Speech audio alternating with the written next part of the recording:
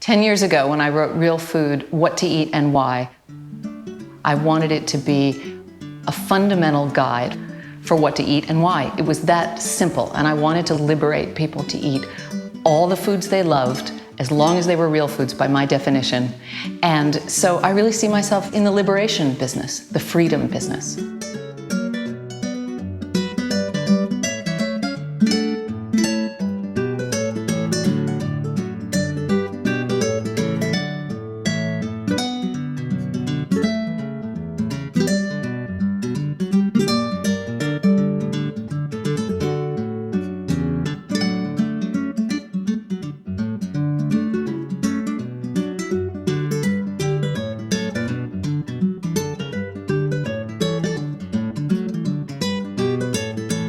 From the long list of real foods, I want you to be able to eat freely without counting. Don't count calories, don't count grams of protein or fat, don't count milligrams of salt.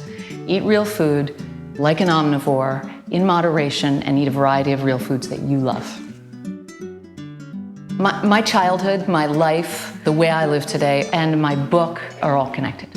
I knew about good food because my mother taught me the principles of good food.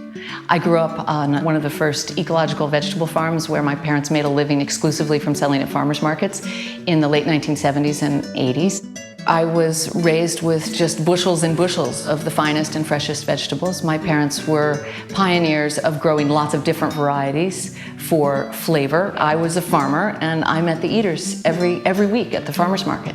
And my mother taught us about real food. She would say, no matter how little money we have, we'll always have real butter, real maple syrup, and real olive oil. She would say, don't buy anything with a label. And what she meant was that there shouldn't be a long list of ingredients with names you can't pronounce. My mother knew that as close to whole and unadulterated as possible was the right way to raise food, cook food, and serve food. I have made lots of compromises since having children. One is that I really recognize there are 5 people with 5 palates. Some of us are more selective than others, but we all have a range of reactions to food. We are 5 high-volume eaters 3 or 4 times a day. And yes, on balance, my children know that there is real food, there are treats, and there's junk. It's striking, really. They will not finish junk food. Our son Jacob has always been one to hand back a dessert when he's full. Julian has unusual tastes, so he's the one who really got attached to pickles and kombucha. Rose, when she was about 2, was known to shout from the table, "More butter, more olive oil, and more salt, please." What's new in the 10th anniversary edition of Real Food? That's a very good question. I find that the facts of the book are still very sound, and science has come to support them even more than when I wrote the book 10 years ago. More people know how to look for real food, and more farmers are raising real food, and more chefs are cooking real food. So, for example, I didn't imagine that grass-fed beef would grow so fast, and that so many farmers and ranchers would want to raise grass-fed beef.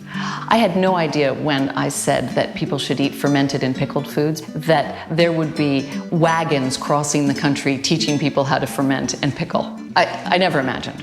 I'm glad that we're still defending raw milk cheese against the FDA and the other food police who think that it'll make us sick, because it won't. The whole culture was opposed to real food. It was particularly opposed to beef and butter, and I'm a big fan, an advocate of beef and butter. The culture was opposed to feeding children full-fat diets. It was opposed to egg yolks.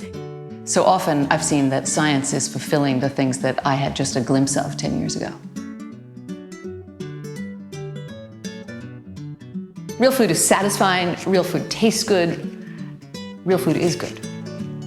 Eat real foods as close to natural and whole as possible. Eat them in moderation, eat a great variety, and eat the ones you like.